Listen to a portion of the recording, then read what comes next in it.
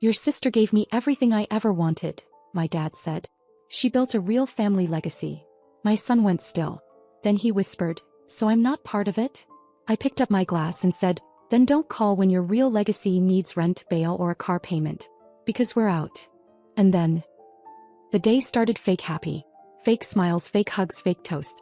My parents were celebrating 30 years of marriage, which is impressive if you ignore the part where they spent at least 20 of those years resenting each other and blaming me or my sister for everything they didn't get out of life. The event was held at this over-the-top banquet hall my sister insisted on. Big chandeliers, ice sculpture, rented string quartet. None of which she paid for. Of course. That was me. I paid for all of it. As my parents asked. And they knew I'd say yes. Not for them, I don't owe them anything. But for Ethan. My son. My husband's son. He's 8 now. Sweet, quiet, and painfully observant. And the only reason I still try to keep the illusion of family together. My husband died 3 years ago. Car accident. No time for goodbyes. Ethan was 5 and he still remembers the way the police officer knocked on the door. I didn't adopt Ethan legally, we never had time, but he's mine. Always has been. But my parents never saw it that way. They still call him Nick's boy, like I'm just babysitting until someone else steps in. My sister Lindsay calls him the kid. And her own kids? Spoiled, ungrateful, wild. But golden according to everyone at that party. Ethan was sitting next to me, dressed in the tiny gray blazer I bought him. He tugged at the sleeves nervously every time someone stared too long. My dad stood up to give a toast halfway through the dinner. I wasn't expecting fireworks, just the usual rambling speech and a few inside jokes no one understood. But then he lifted his glass and said it. Your sister gave me everything I ever wanted. She built a real family legacy. It was quiet.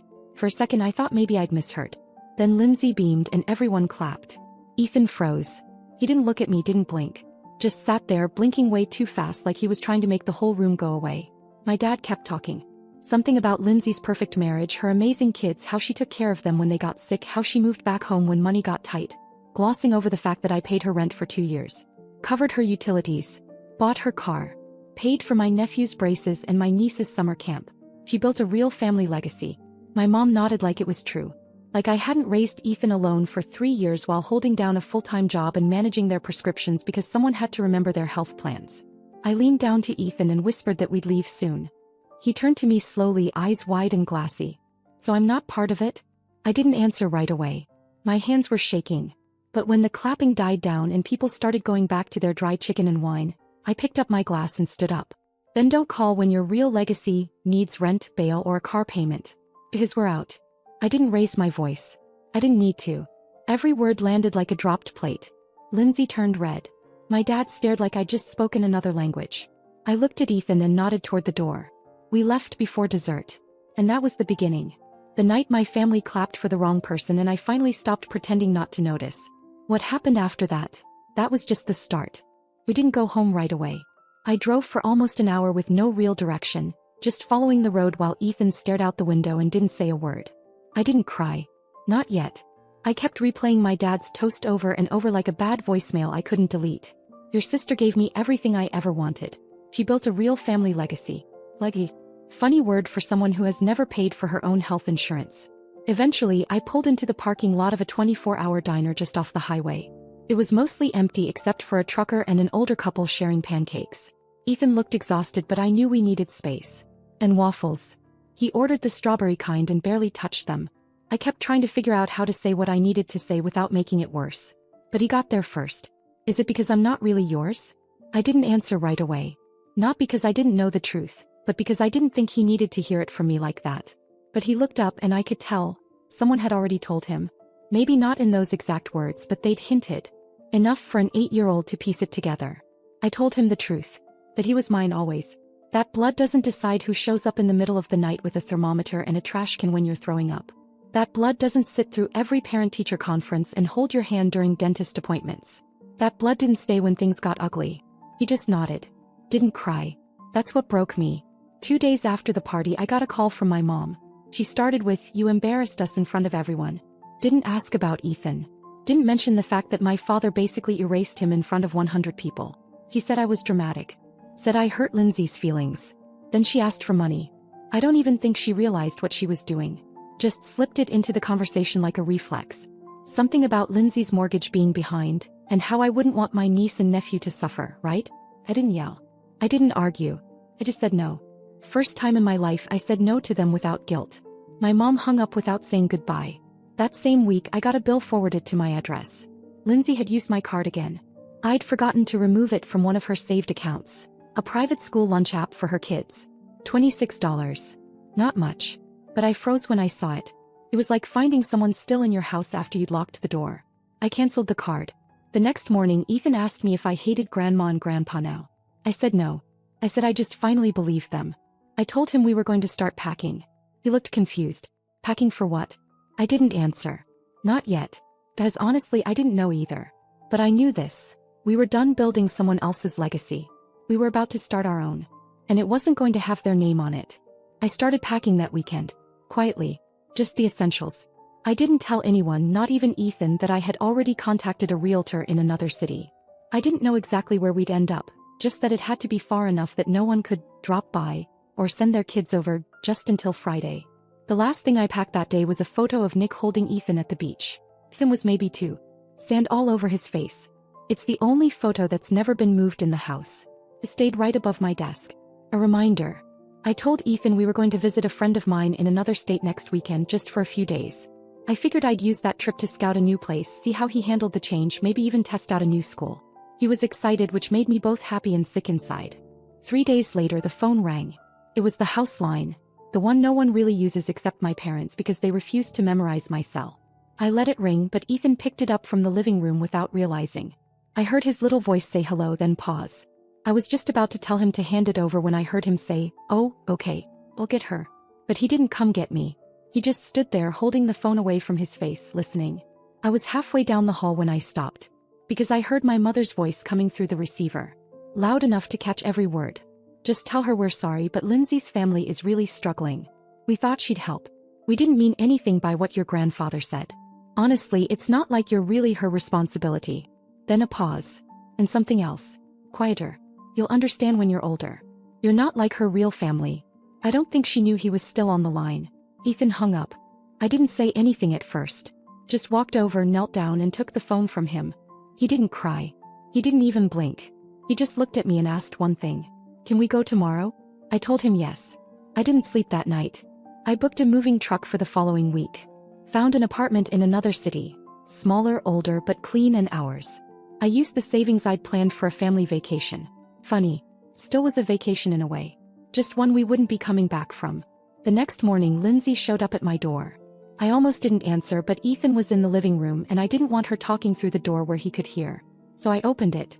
She smiled like nothing happened. Said she had a favor to ask. Said her husband might be going to jail. Something about taxes or unpaid business loans. Said she needed a place to stay just for a few weeks. Said her kids were scared. I looked at her and just said, "Your legacy can stay somewhere else." I shut the door.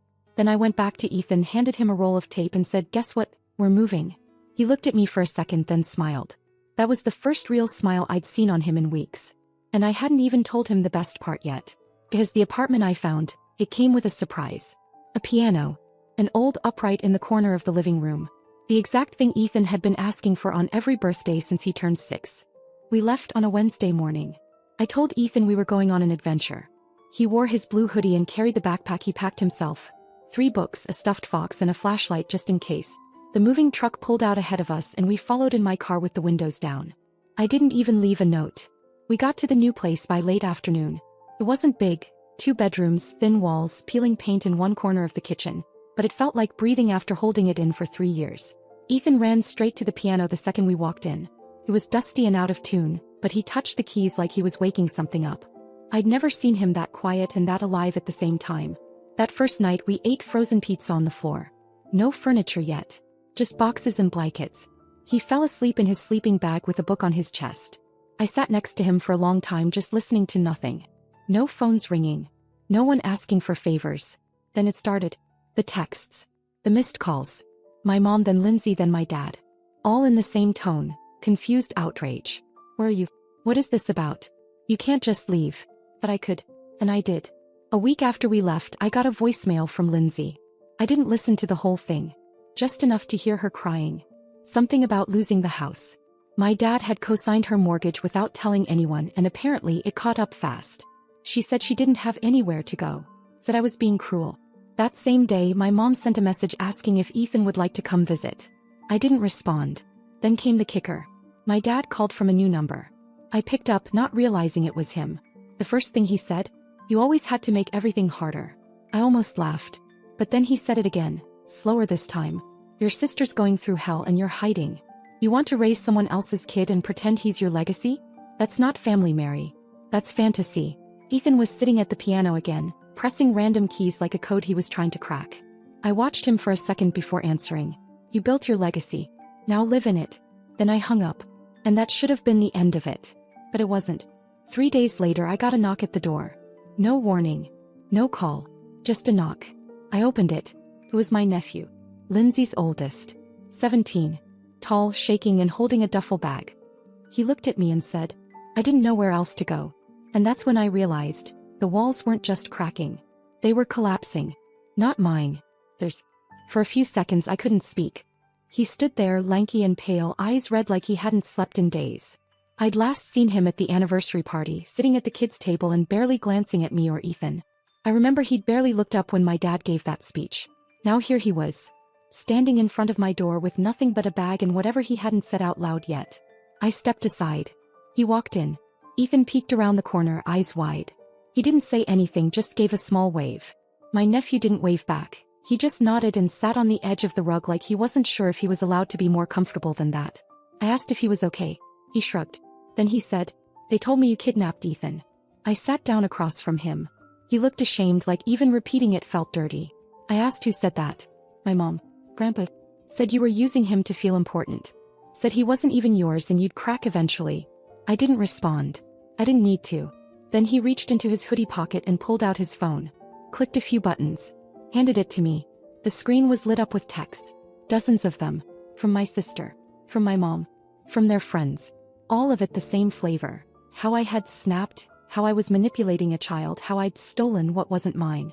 Even a line from my dad. "She's always been jealous of Lindsay. Let her play house. She'll fail eventually."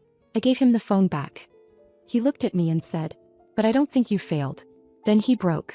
Just like that. No warning. Hands over his face, shoulders shaking. He told me they were behind on everything. Power got cut last week, his dad took off, and Lindsay had tried to sell his gaming console for gas money. He hadn't eaten a full meal in 2 days. Ethan walked over, sat next to him and offered a cookie. Neither of them said anything after that. I made dinner. Real food. Nothing frozen. I didn't ask how long he'd stay. I just set up a blanket on the couch and left the door open in case he needed to talk again. That night, after they'd both gone to bed, I sat at the kitchen table and stared at the list I'd made the week we moved in. A list of people I would no longer allow to use me. Every name still made sense. But now there was something else. I wasn't building a legacy like they wanted. Not with forced family portraits and party speeches and generational guilt. But something was happening here. Started with me and Ethan. And now there were 2 boys sleeping under my roof. Only one of them was technically mine. But both of them were safe. And that's when I realized I wasn't done yet. Because the collapse had only just begun. And the next knock at the door wasn't going to be a surprise. I didn't expect her to show up herself. It was a week later. Cold morning, sky the color of steel. I was making pancakes while the boys were still asleep.